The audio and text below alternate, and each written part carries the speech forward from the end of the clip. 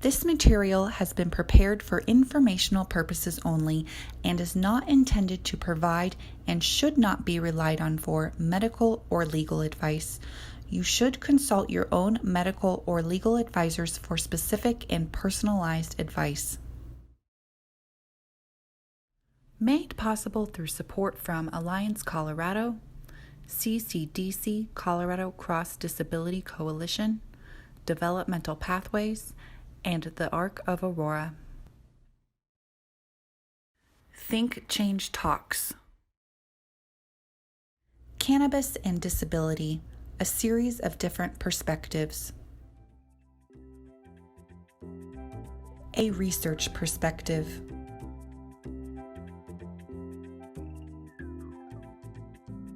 I'm Heather Jackson. I'm the founder and board president of the Realm of Caring Foundation.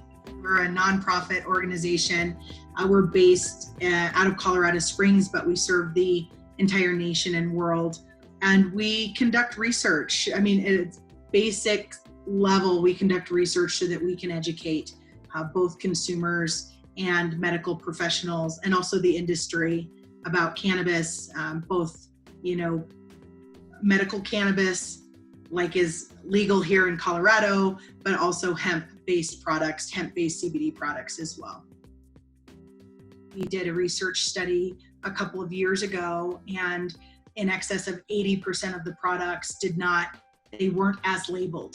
So they didn't have enough cannabinoids in the product. Some had none.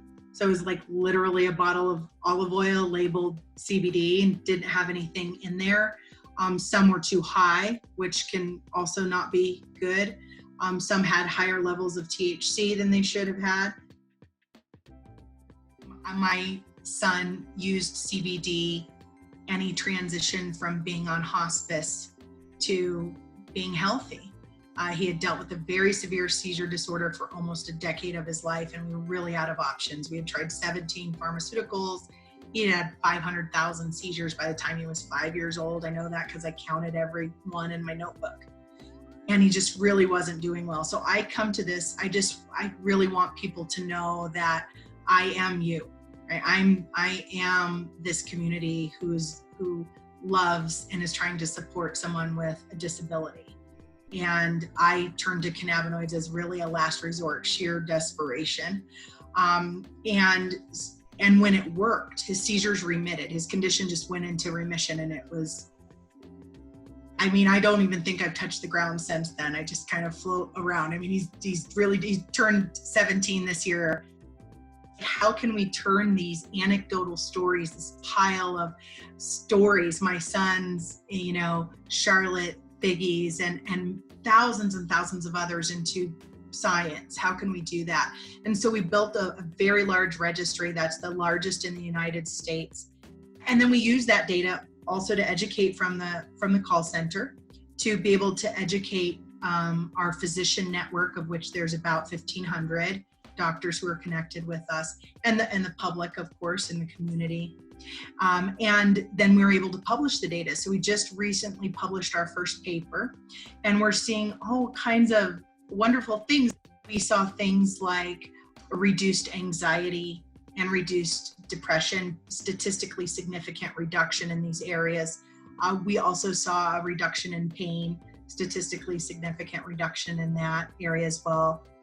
It's our mission. We want people to get better. We want people to feel better. And we want to get them there as quick as possible. Because when I got started, even though medical cannabis had existed for 20 years in California, I had to start at square one.